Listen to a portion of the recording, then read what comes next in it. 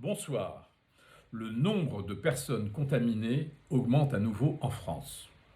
Les autorités sanitaires affirment néanmoins que la situation est sous contrôle et qu'elle le restera si la population respecte les gestes barrières et la distanciation sociale.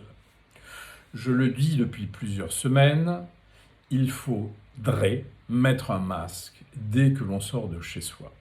Pourquoi ?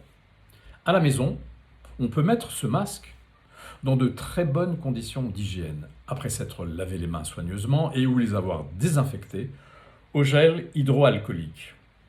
Mettre son masque dans la rue, à l'entrée du métro, du bus ou d'un magasin, fait prendre un risque. En effet, dès que vous êtes dehors, sans vous en rendre compte, vous allez toucher diverses surfaces et risquer de vous contaminer les mains et de vous contaminer vous-même en portant les mains à votre bouche, à votre nez, à vos yeux, ces trois portes d'entrée du virus.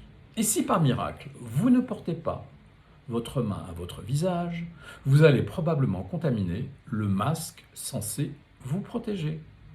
Par ailleurs, on suspecte fortement le virus d'être présent dans de fines particules et ainsi de pouvoir rester en l'air et de contaminer des personnes sur plusieurs mètres. On parle alors d'aérosolisation. Il faut savoir qu'un jogger peut émettre des particules jusqu'à 4 mètres, qu'un cycliste peut émettre des particules jusqu'à 9 mètres. L'OMS, sous la pression de centaines de scientifiques du monde entier, a admis que la voie aérienne pouvait être contaminante. La distanciation sociale d'1 voire 2 mètres devient alors insuffisante. C'est pourquoi le masque a été imposé en lieu clos lundi dernier en France.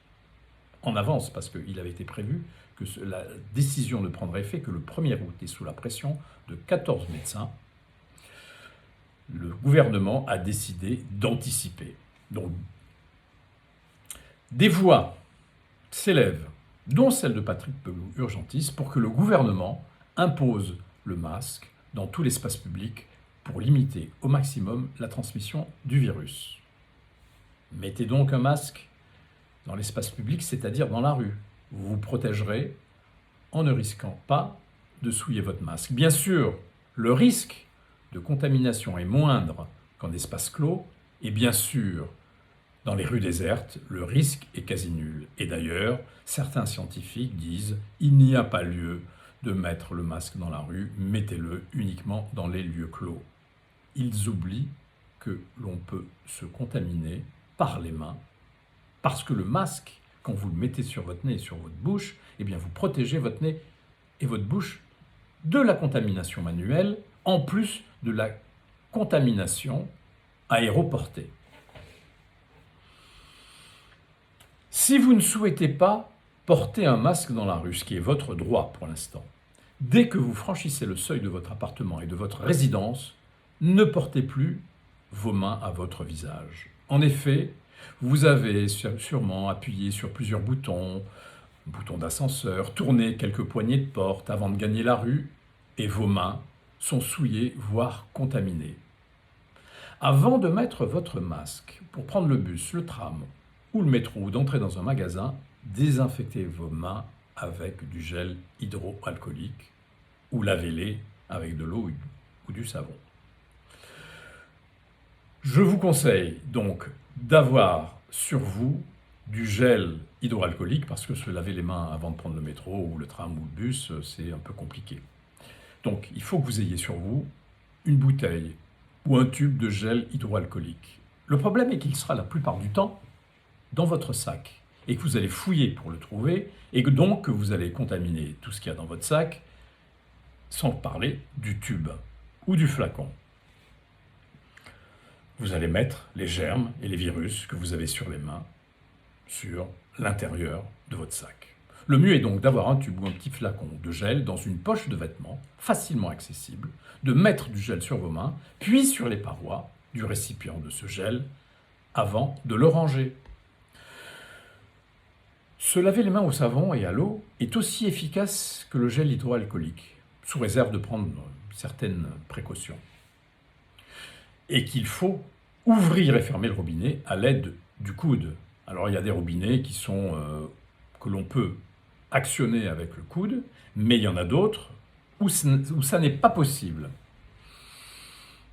Il faut le faire pour ne pas souiller vos mains quand vous refermerez le robinet, parce que quand vous ouvrez le robinet, vous déposez des germes, et puis si vous n'avez pas nettoyé le robinet, eh bien, vous allez les récupérer, et c'est comme si vous n'aviez pas lavé vos mains. Donc, si vous ne pouvez pas ouvrir le robinet avec le coude ou le fermer avec le coude, eh bien, vous allez devoir nettoyer le robinet que vous avez touché au savon en même temps que vous vous lavez les mains. Pour que le lavage des mains soit efficace, il doit être suffisamment prolongé. Vous devez vous mouiller les mains abondamment, appliquer une bonne quantité de savon et bien frotter ses mains devant et derrière. Et il faut nettoyer les espaces comme ceci, entre les doigts, et il faut nettoyer le dos des doigts. Et ensuite se rincer suffisamment longtemps pour enlever tout savon, toute trace de savon sur les mains. Je l'ai dit, un des modes de contamination est la voie oculaire. Portez donc vos lunettes dans l'espace public pour vous protéger. Pas de bise, pas de poignée de main, tenez-vous à distance des gens sans masque et demandez à ceux qui le portent sous le nez de le remonter. Je vois souvent des gens sortir de leur poste un masque hors d'âge. Un masque chirurgical ne tient pas plus de 3 ou 4 heures. Dès qu'il est mouillé, il faut le changer. Dès qu'il a passé sur votre nez 3 ou 4 heures, il faut le changer. De même que le masque en tissu. C'est pourquoi je recommande de mettre votre masque de rechange dans un sac plastique désinfecté au gel hydroalcoolique. Si vous partez en vacances, ce que je vous souhaite, vous pourrez vous baigner sans risque en piscine. Le chlore, en effet, détruit le virus. Vous pourrez vous baigner sans risque dans de l'eau de mer. Vous ne risquez rien non plus, sous réserve de respecter la distanciation sociale. 2 mètres, je vous conseille 2 mètres, entre chaque nageur. Au revoir.